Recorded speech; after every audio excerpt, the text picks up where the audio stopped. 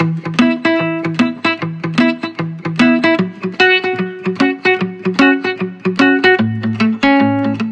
L7 Dual is powered by Android 4.4.2 with the LG UI version 3 on top. Now it's one of those few few smartphones in this price range to have the latest Android 4.4.2.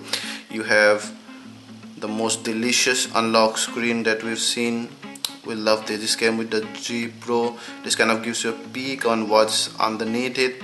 Yeah, it also supports widgets there. You can tap and you can add any widgets like this, and then comes your home page.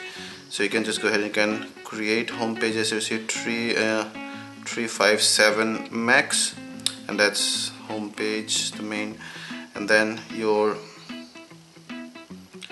notification bar, your Qslide Apps.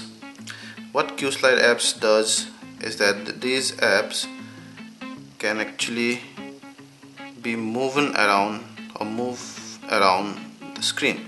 You can maximize them, you can minimize them. There's it goes maximize, then minimize. Yeah, you can make it more or less transparent or delete them. So this is applicable to all these particular apps. You can also edit this and you can sort them according to how you want them to appear. Then you have the quick functions here. Again, you can edit the quick functions same way. You can sort the quick functions to have whatever you want on top, and according to the ones that you probably most use. And then you can just slide off to let go any notifications and no services and stuff. So you can go to the main settings from here. Very usual stuff. Slight lag here and there. You can long press on the home screen to add wallpapers, widgets, apps, etc. Your app dock is customizable. Just drag it onto any icons, and I'm not sure if it, yeah, and there you see it creates a folder. You can also simply drag it out of the folder. Yeah, and then what else? So no real animation, pretty much the default way of moving around the home screens. Pretty fast because you don't have any widgets in there. So it shows you the home screen settings, basically lock screen and system settings and all. Long pressing on the home screen will bring you the recent app menu. You can clear all at once, or you can go to the task manager there. Stop all. Long pressing on back key does not do anything. This one will switch the scene. And then you have the main app dock. Not many apps. This Dropbox, we installed a Dropbox. Apart from that, everything else came preloaded. You have the default Google Android apps like Maps, your photos, playbook, play games, movies, play music, play stand, play store, and all play series of apps. And you have some LG's apps like they see LG Smart World and remote call service, and of course LG's various tools like I showed you those Q style, and then you can also have knock code and knock on feature and guest mode and all those stuff. So you also have some popular third-party apps like I see Box and Nimbus and Think Free Viewer. This came preloaded. So let's check out some of the apps now. So you have the music, that's how the music looks like. You also have a folder option, which is a good thing. The settings always, and you can go to settings and they see. So I'm gonna play a music and see how it plays.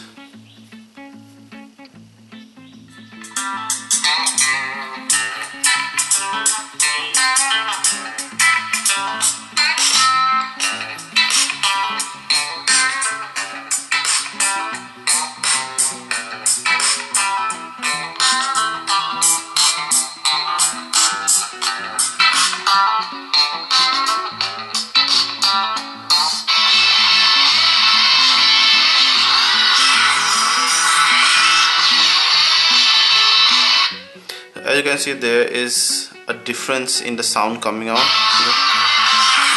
You see it's more now, more open, close. and that's mainly because of this. So this on the back side, so it obstructed the sound to some extent, but not all totally because of this bump grill. Yeah, the sound is well loud enough but pretty flat, really. Those are these things. And here you can go ahead, you can go to settings, and I was looking for an equalizer. Well, not that we found. So that's the music app. Then you have a pretty big dialer here, and one good thing is that you can just press here and do it a vibrate mode on and then vibrate mode off for the discrete call. It's a very good feature. Apart from that, you have an update center, you have a to-do task manager really, and then your videos. Yeah? Let's check out one of the videos then. So when you try to play this 1080, it says the video resolution is not supported, so that's full HDP. So the L70 well does not play full HDP. Let's see how it plays 720p.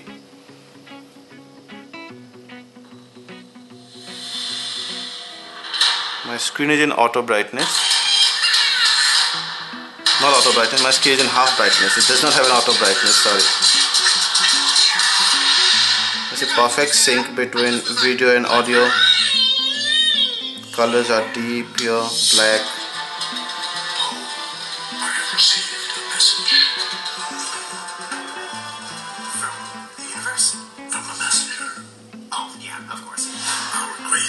The voice is kind of reflecting. I don't know why. There's no discoloration you can see on the sky. See? Metallic shine is very apparent.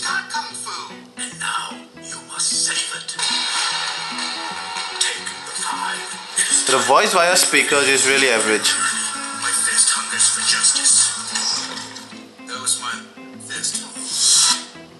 You can always shrink the video, pause it, you can then move it around, see, and you can, while you do other tasks, you can also make it kind of like a little transparent.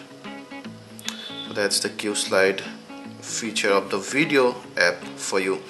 Apart from that, you have, that's the 5MP camera, pretty much the usual LG interface there you see.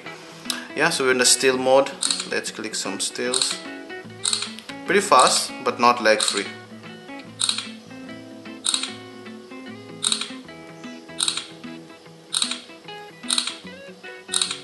Yeah.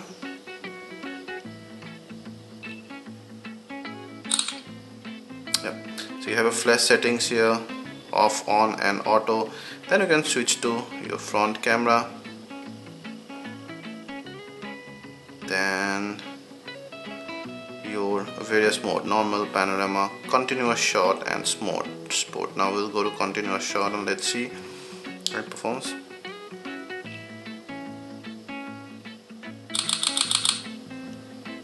Only 5 shots. And there is your main settings. You can set your image size. So if you want to go 5MP, then you'll have to do an aspect ratio of 4:3. Then your ISO, and the ISO bumps up to 800, and then your white balance settings here, 2, 3, 4, 5 settings really, your color effects, and then geotagging and storage and whatnot. Now let's go to the video mode and let's start the video. It takes about a second to start the video. You can also click stills while recording video. The flash, yeah, there, and then you can of course clicking video with the front camera. You have your live effects, and then there's it as the max 800 by 480, so no HD videos for you. Your white balance in video, it's pretty much the same, color effects and all those stuffs. Now the image quality is well just doable. The details are fine under in broad daylight, but then it drops down significantly under low light, mainly because of the mere 5MP camera. So this is although this camera is decent enough to click photos and to upload to websites like Facebook or so. But then don't stress it too much, like don't try to click too detailed photos or try to have a really good portraits, because it's gonna give noise even under slight low light. The video does not have any fuzziness. The digital zoom is well below average, and the video is okay enough as well. But then the camera is overall good and good enough for most situations, mainly if you're traveling and you just want to keep the memories, but it's not typically for serious photographers. You have a file manager, FM radio, your gallery. You can see all arranged in different stacks, your videos and images. You see, you can go to one image, long press that, you can see the details, aperture, white balance, and what ISO it was clicked and everything. And then you can also share by all these means. You can delete it also, of course. You can also share and then select multiple files to share. I didn't see any built-in editor, by the way. So that's the gallery for us. You have the browser, and it's absolutely desktop grade, one of the best browsers we've seen on the phone, by the way. So we have the nationalgeographic.com site open, and then see, it's very smooth. Supports pinching zoom, very smooth again. Support double tap zoom as well. Yeah. And then we try to open a mobile optimized site like the nothingwire.com, and it opens up also pretty good. See, yeah, pretty good. Fine. So even here, alright, so we can go to probably an article here, and even here I can see, okay, because it's all bordered, then pinching zoom is not supporting here, but if it's big enough to be able to zoomed in, then it will zoom in.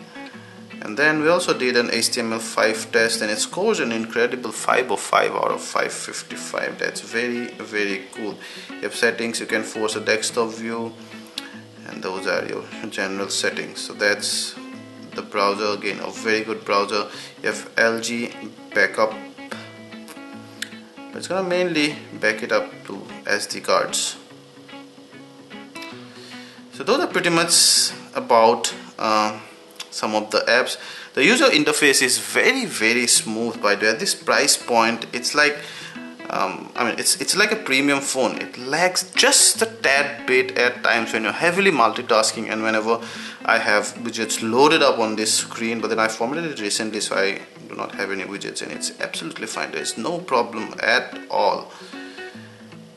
See, the call quality is also excellent, the reception is excellent. So overall, the L70 Dual will definitely give you bang for your buck.